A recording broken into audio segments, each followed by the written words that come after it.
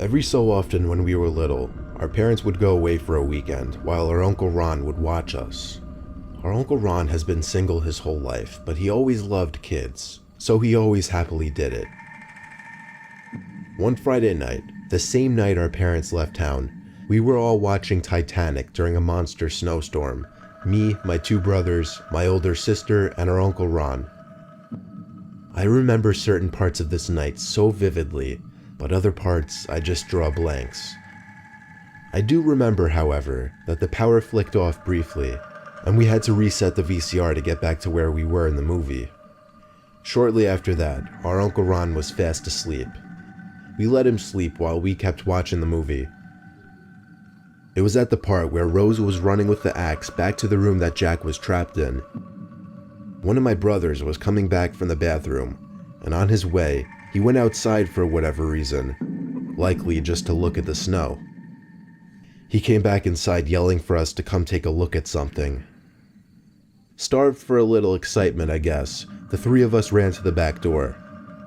We could see what he was talking about now. There was a set of footprints in the snow. It led from the back door, then to the window, and then back in the direction of the yard and woods. To make the matter even more eerie, he said he heard the back doorknob turn. Our sister, even though she was the oldest by 3 years, ran inside freaking out. My brothers and I, on the other hand, were kind of excited by it and wanted to follow the footprints. Our sister was threatening to wake up our Uncle Ron as she saw us putting our coats and boots on, but I convinced her it'd be fine and we weren't going too far, and that we'd be together. She went back to the living room to watch the movie without us while we all marched out into the cold snowstorm, following the footprints that were quickly filling in with new snow. The footprints led to the woods in the backyard. The deeper into the woods we got, the deeper the footprints were. We weren't sure if that was because less snow was falling to the ground under the trees, or because the footprints were fresher. We were following those footprints for a while, until finally, we saw where they were leading to. A cabin literally tucked away in the woods. It was dark inside though. No light was emitting from the windows.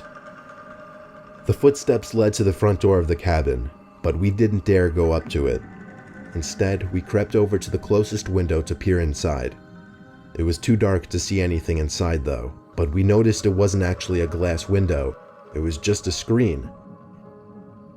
Then there were 2 thumps from inside of the cabin, and then the sound of something sliding.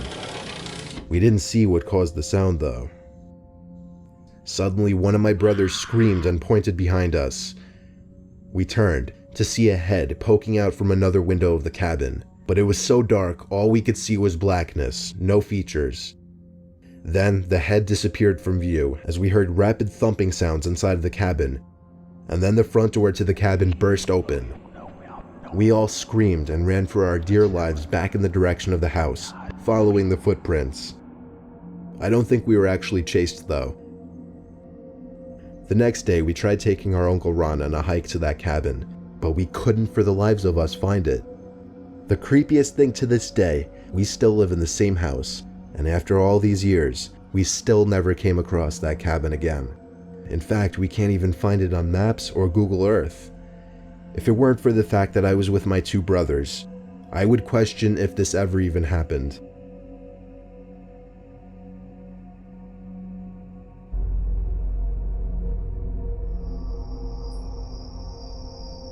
My friends, who I'll refer to as S and J, came along with me on a little camping trip near Blue Mountain National Park. We set up camp near a small pond just because it seemed like the coolest place to chill. The point of this whole trip was mainly just to get out, drink a bunch of beers with friends, and chill. I cracked open my second Budweiser, laughing it up with S and J, talking about some of our other friends with music playing in the background, overall just having a good time. Then, however, I saw S reach over for the speaker and turn it down all the way, and then shushed us and pointed out to the pond. S whispered, "Do you guys see that?" Jay and I looked out to the pond. The campfire had a glow that partially reflected on the pond water, but even yet, I couldn't see what he was pointing at. S whispered, "There's something in the water." I went into the tent to get the flashlight from my bag. When I came out, S said don't, but I turned it on anyway and aimed it at the pond. The light didn't reveal anything or anyone, but we did all hear the sound of water being pushed, as if someone or something were walking in it. I turned out the light just because I was freaked out and looked at my two friends, who were both wearing cringing faces. I told S to shut off the speakers completely now. We all sat in our chairs, not really saying much anymore, just listening to the surroundings. About an hour passed, and within that time, nothing happened. So we grew more comfortable again, and things went back to normal. Eventually, I went to my tent, and S and J went to the tent that they'd be sharing, and we all went to sleep. Now that I was alone with my thoughts, however, I started thinking of that thing that S said was in the water. He never actually described what it looked like, if it was an animal or a person. My sense of hearing was heightened as I was in a state of alert, and because of that, I heard something from the woods. I sat up, since that always seems to help with concentration. I needed to hear one more sound before I could confirm something wasn't right. There was the sound again, much closer now, and I was able to confirm it was a foot hitting the ground. Whether it was a person's foot or an animal's foot was still unclear, however. I heard another footstep, this time much closer. It was clear someone or something was sneaking around our campsite. There was one final footstep. It was really close to the tent. I started texting S, but I was only able to type out the words, "There's something," before the gut-wrenching, blood-curdling scream pierced through the walls of the tent. I couldn't tell if it was the scream of a man or a woman. It's hard to explain, but it was deep enough where it could be a man, but not so deep to the point that it couldn't be a woman. The scream lasted about 5 seconds. Then there was silence. I didn't know if I should get out, call for my friends, or stay silent. I texted S, "Dude, we have to run." He responded, "What was that?" I didn't answer right away. Instead, I tried to think of what we could do. But pretty soon, S texted me again, saying the coast is clear, run for the car. I grabbed the keys from my bag, opened the zipper to the tent, and sprinted to the car, which luckily was only about 30 seconds away. We stayed in the car all night and went back the next morning for our stuff, which luckily was all still there. Still have no idea who, or even dare I say what that thing was at our campsite that night. Just happy we got out okay.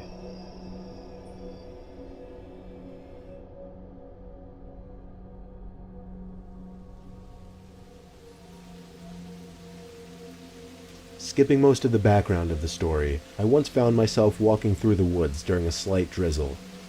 All I had on me was my backpack with a spare pair of pants, a flashlight, a tripod and camera, and some granola bars. I'm a photographer and video editor, and I was recording footage of a forest during rain, a river during rain, and snagging some pictures as well. Long story short, I found myself lost, trying to find my car. It was the worst day of my life. I was panicking, stressed, screaming to myself in anger, just wanting to find the car. I'd say an hour after getting lost, I started to pick up on noises around me. I don't mean multiple noises at once. I mean at times I'd hear the same noise, just on different sides of me. The noise was footsteps, undeniably. I was starting to panic that I was being hunted by a bear. That was only at first, though. I slowed down to quiet my own footsteps so I would more likely hear where the other footsteps were, and when I did, I turned my head as quickly as possible in that direction.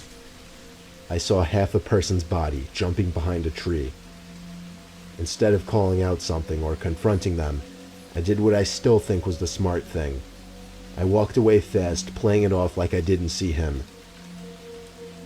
It was starting to get darker every minute now, and the rain was still coming down lightly, but my heart was racing faster than ever. I checked my phone every 10 seconds and finally got one bar.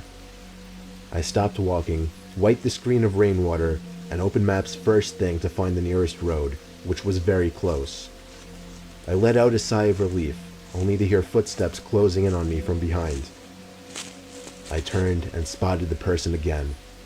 It was a man, and I know that in of itself doesn't sound so disturbing, just really sketchy, but I'm telling you, the sight was horrifying.